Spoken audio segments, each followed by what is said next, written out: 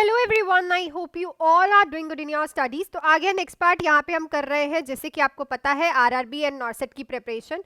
तो regularly video आती है 12:30। सो कल वीडियो नहीं आई थी ड्यू टू सम प्रॉब्लम। सो अब तो रेगुलरली वैसे वीडियो आती है। अगर आप इस चैनल पे न्यू है तो चैनल को प्लीज सब्सक्राइब कर दीजिएगा, वीडियो को लाइक कर दीजिएगा, क्योंकि ऑलरेडी हम 1280 क्वेश्चन कर चुके हैं। 1281 क्वेश्चन हम करने जा रहे हैं। एंड अगर कोई भी बच्चा बैचेस की इंफॉर्मेशन लेना चाहता है तो 79732 44089 पे आज ही कॉल या फिर मैसेज करके आप कोई भी बैच ज्वाइन कर सकते हैं। एक है 1499 का बैच और एक है 2499 का बैच। दोनों में डिफरेंस क्या है? ये वाला बैच जो है this is a important topic batch, and ये जो आपके पास बैच है 2499 का, ये है आपके पास बच्चे थ्योरी बैच।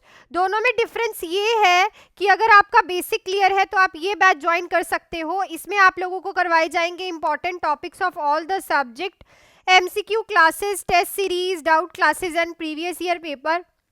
और ये बैच जो है उन बच्चों के लिए है जिनको बेसिक से स्टार्ट करना है।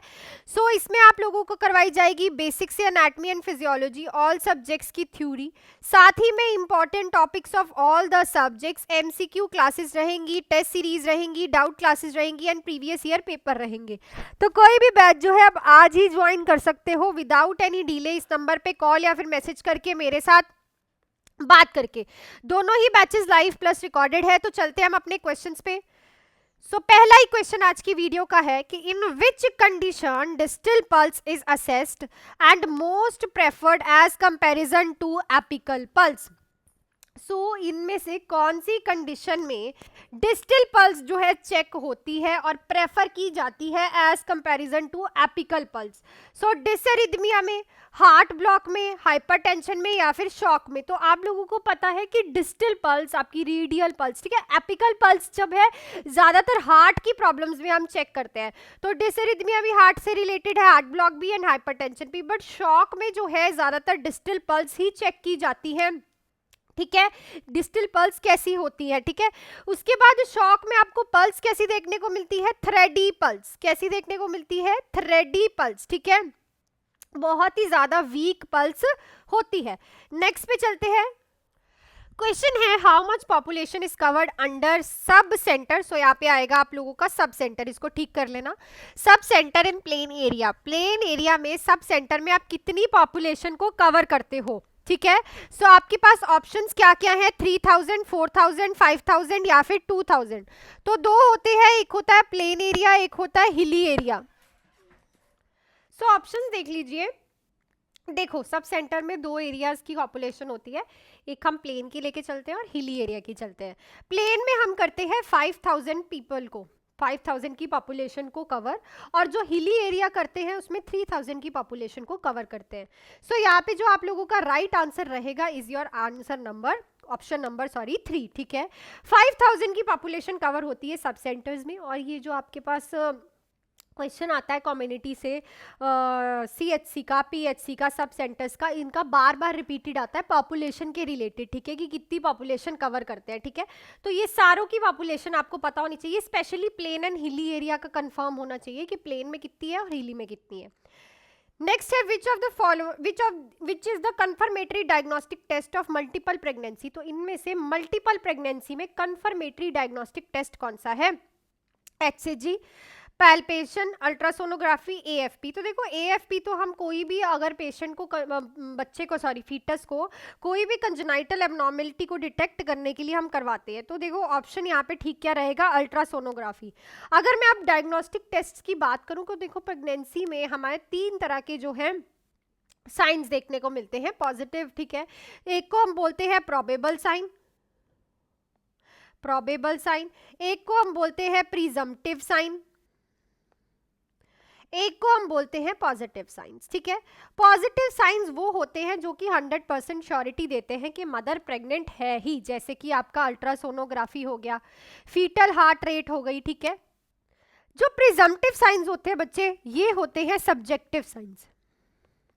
सब्जेक्टिव साइंस कौन से? जो कि आपको प्रेग्नेंट वुमेन पेशेंट आके बताएगा कि मुझे डेट पीरियड्स नहीं आए हैं, मेंसेस नहीं आए हैं, ये मेरी एलएमपी है, मुझे एमेनोरिया है, मुझे ब्रेस्ट टेंडरनेस है, ठीक है। सो ये सारी चीजें आपको पेशेंट आपको आके बता रहा है, so then it is a presumptive sign. Probable sign होते हैं ऑब्जर्वेबल साइन। ऑब्जर्वेबल साइन मतलब जो डॉक्टर और नर्स ऑब्जर्व करते हैं, जैसे कि आपका चैडविक साइन हो गया, गूडल साइन हो गया। सो ये सारे किस में आ जाएंगे, प्रोबेबल साइंस में, ठीक है। सो 3 तरह के साइंस होते हैं। तो कंफर्मेटरी यहाँ पे अल्ट्रासोनोग्राफी रहेगा। एचसीजी की अगर मैं बात करूं तो it is a probable sign which is known as observable sign. Next पे चलते हैं, which is the common agent responsible for infantile diarrhoea. So infant के जो डायरिया होता है, इन्फेंट में जो डायरिया होता है, उसका मोस्ट कॉमन कौन सा एजेंट जो है रिस्पॉन्सिबल होता है, रोटा वायरस, ई हिस्टोलिक, ई कोलाई, स्ट्रेप्टोकोकाई। सो याद रखना, रोटा वायरस जो है मोस्ट कॉमन वायरस है जो कि रिस्पॉन्सिबल होता है इन्फेंट्स में डायरिया का, और इसका अब इम्यूनाइजेशन में भी आ गया है कि हम इसको कैसे देते हैं। नेक्स्ट पे चलते हैं। सो नेक्स्ट क्वेश्चन है, which drug is use to prevent bradycardia during surgery.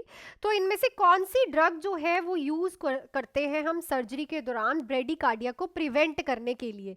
सो देखो, 2 तरह के क्वेश्चंस हमेशा याद रखो, एक ब्रेडिकार्डिया और एक टैकीकार्डिया के। यहाँ पे ब्रेडिकार्डिया को प्रिवेंट करने के लिए एस्पिरिन, नाइट्रस ऑक्साइड, एमिरोडिन या फिर एट्रोपिन। सो याद रखो एट्रोपिन। एट्रोपिन का क्वेश्चन मैंने आपको थोड़े दिन पहले भी करवाया था कि एट्रोपिन कॉज करती है टैकीकार्डिया। फॉर एग्जांपल, अगर किसी भी पेशेंट का पल्स रेट जो है वो बिल्कुल गिर जाए, वो ब्रेडिकार्डिक हो जाए, तो आप उसे कौन सा इंजेक्शन लगाते हो, एट्रोपिन का। तो एट्रोपिन कॉज करती है टैकीकार्डिया। तो ये भी याद रखना, अगर किसी भी पेशेंट की पल्स जो है 100 बीट्स पर मिनट आ रही है, ठीक है, 100 बीट्स पर मिनट आ रही है या ज़्यादा आ रही है इससे, ठीक है, बहुत ज़्यादा आ रही है, तो आप कभी भी एट्रोपिन नहीं दोगे, क्योंकि पेशेंट ऑलरेडी टैकीकार्डिक है, और अगर आपने उसे एट्रोपिन दे दी तो और ज़्यादा टैकीकार्डिया हो जाएगा, तो पेशेंट को ये नुकसान दे सकती है। क्लियर। तो एट्रोपिन के लिए ये भी क्वेश्चन आता है। क्लियर।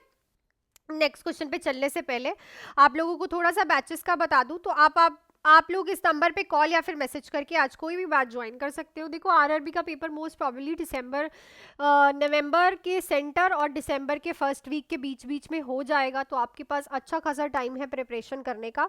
सो 2 बैचेस है मेरे पास, जिनको बैचेस के बारे में नहीं पता था कि क्या बैचेस का चल रहा है। सो देखो, एक मेरे पास है इंपॉर्टेंट टॉपिक बैच, एक है मेरे पास थ्योरी बैच। दोनों ही बहुत अच्छे बैचेस हैं, बहुत अफोर्डेबल है, फीस इनकी बहुत कम है, 1500 और 2500। दोनों ही लाइव प्लस रिकॉर्डेड बैचेस हैं। इंपॉर्टेंट टॉपिक बैच उन बच्चों के लिए है जिनका बेसिक क्लियर है, वो ज़्यादा अब इंपॉर्टेंट चीज़ों पे फोकस करना चाहते हैं। इसमें हम important topic, MCQs, test series, doubt classes and previous year paper करेंगे।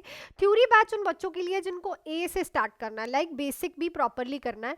तो आप आज ही जो है मेरे से बात करके इस नंबर पे पूरे बैचेस की जानकारी ले सकते हो, और सबसे बड़ी बात, नॉन नर्सिंग जो है इसमें इंक्लूडेड है, ठीक है।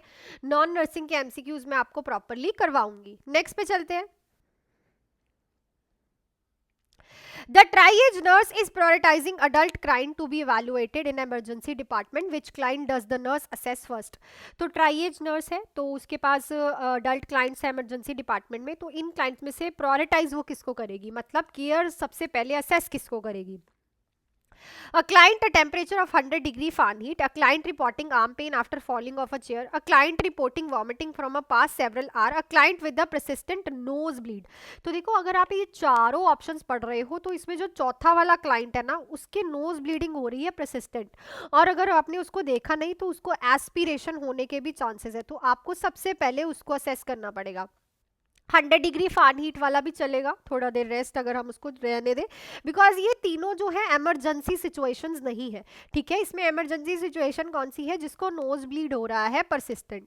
नेक्स्ट है active fetal movement felt by the mother. तो एक्टिव फीटल मूवमेंट जो फेल्ट होती है मदर को, उसको हम क्या बोलते हैं, क्विकनिंग, लाइटनिंग, ब्लॉटमेंट या फिर सॉफ्टनिंग। सो इसको हम क्या बोलते हैं, क्विकनिंग, ठीक है। इसको हम क्या बोलेंगे भाई, कि ये होती है क्विकनिंग, जिसमें मदर को क्या फील होती है, active fetal movement of the foetus.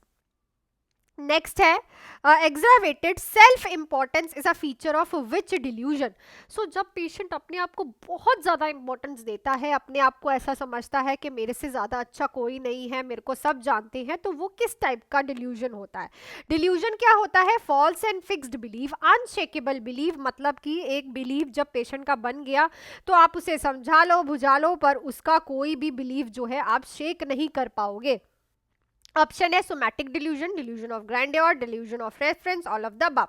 So it's a delusion of grandeur. Somatic delusion क्या होता है कि पेशेंट को अपनी बॉडी में कुछ क्रॉलिंग सेंसेशन और पेन्स फील होती हैं जो कि होती नहीं है, ठीक है। डिल्यूजन ऑफ रेफरेंस होता है कि पेशेंट को लगता है कि सब उसके बारे में ही बात कर रहे हैं, और ये एक फॉल्स एंड फिक्स्ड बिलीव हो जाता है। नेक्स्ट है which of the following is a best indicator of diagnosis of HIV। तो इनमें से कौन सा बेस्ट इंडिकेटर है HIV का डायग्नोज करने के लिए? यहाँ पे हो रही है बेस्ट की बात, ठीक है।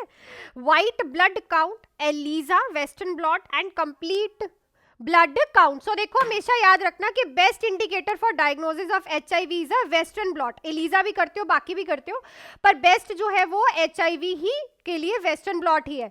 नेक्स्ट है thought process characterized by series of ideas without apparent logical connection is referred as. तो थॉट प्रोसेस जिसमें इलॉजिकल कनेक्शंस बनाता है पेशेंट, उसको हम क्या बोलते हैं?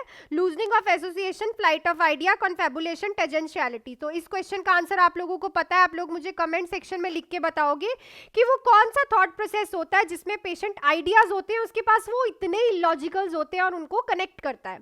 सो जो मैंने आपसे लास्ट क्वेश्चन पूछा था इसकी इनमें से कौन सा डायग्नोस्टिक टेस्ट जो है डिस्फेजिया के लिए आप नहीं करोगे, उसका आंसर आपका रहेगा कोलोनोस्कोपी। डिस्फेजिया होता है डिफिकल्टी इन स्वॉलोइंग, तो अपर जीआई में रहेगा ना प्रॉब्लम, लोअर में नहीं रहेगा। और कोलोनोस्कोपी तो आप लोअर में कर रहे हो, कोलन की स्कोपी कर रहे हो।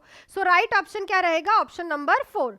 So that's it for this video. Video अच्छी लगी है तो वीडियो को लाइक शेयर एंड सब्सक्राइब कर लीजिएगा। एंड अगर किसी को भी बैचेस ज्वाइन करने हैं तो अब आप भाई 3 महीने हैं, गायब हो जाओ, पढ़ो डिसिप्लिन मैनर में, ठीक है। 2 बैचेस है, एक इंपॉर्टेंट टॉपिक, एक है थ्योरी बैच। दोनों ही बहुत अफोर्डेबल है। इंपॉर्टेंट टॉपिक है 1500 का, थ्योरी बैच है 2500 का। नॉन नर्सिंग के MCQs आपको करवाए जाएंगे। दोनों ही बैचेस लाइव प्लस रिकॉर्डेड है। जिन बच्चों का बेसिक क्लियर है वो इंपॉर्टेंट टॉपिक बैच ज्वाइन कर सकते हैं, अदरवाइज आप बेसिक बैच ज्वाइन कर सकते हो।